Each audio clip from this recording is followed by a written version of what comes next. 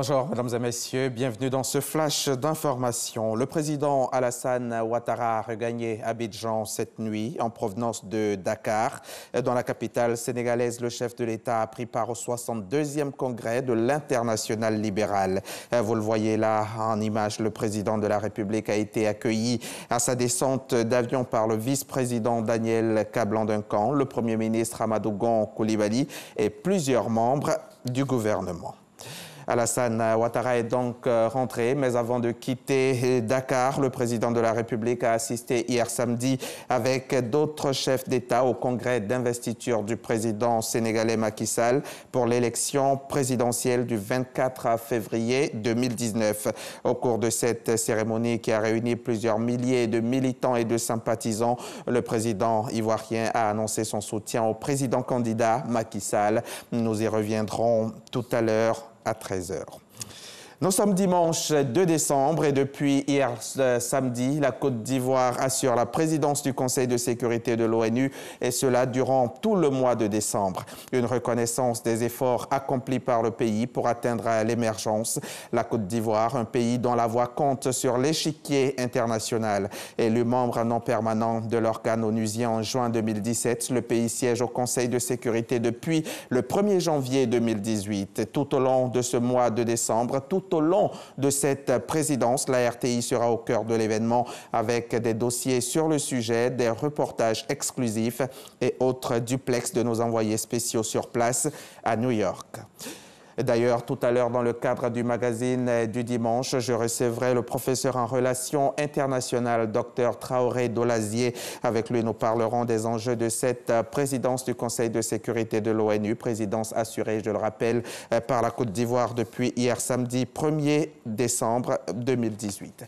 La police nationale accentue la lutte contre les actes d'incivilité liés au code de la route.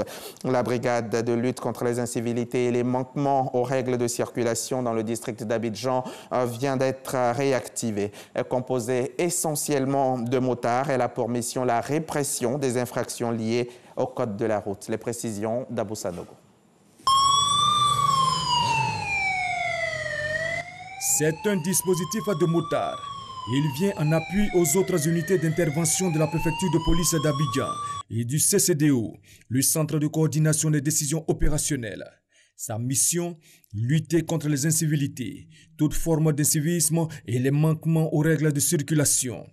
La brigade de lutte contre les incivilités liées au code de la route dans le district d'Abidjan a donc été réactivée et mise en route à partir de la nouvelle préfecture de police d'Abidjan 6 à Abobo.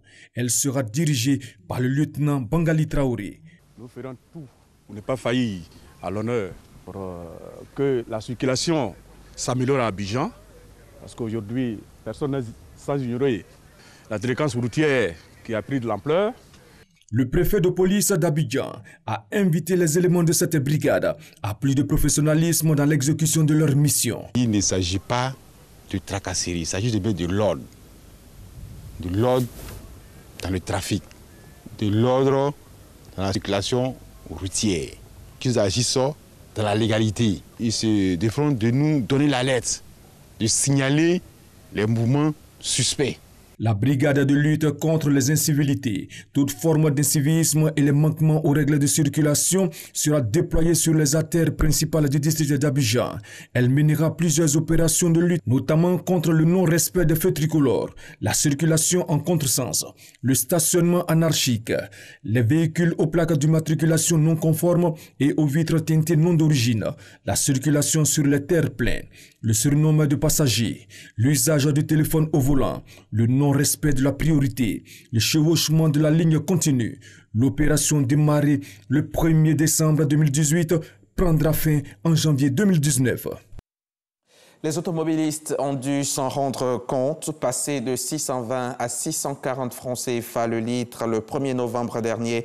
Le prix du super à la pompe a baissé hier samedi à 630 francs CFA le litre, soit une baisse de 10 francs CFA selon une note de la Direction générale des hydrocarbures.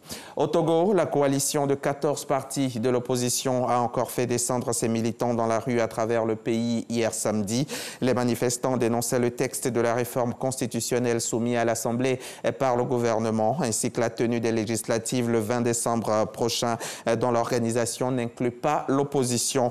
Faute de trouver les voix nécessaires, le vote du texte a été ajourné. La situation est dans l'impasse. En attendant la réaction de la CEDEAO, la campagne électorale s'ouvre le mardi 11 pour les législatives. Et ce jour-là, faute de pouvoir manifester, code électoral oblige, l'opposition appelle à une journée Togo mort. Et c'est la fin de ce flash. Merci de l'avoir suivi. Je vous retrouve tout à l'heure à 13h.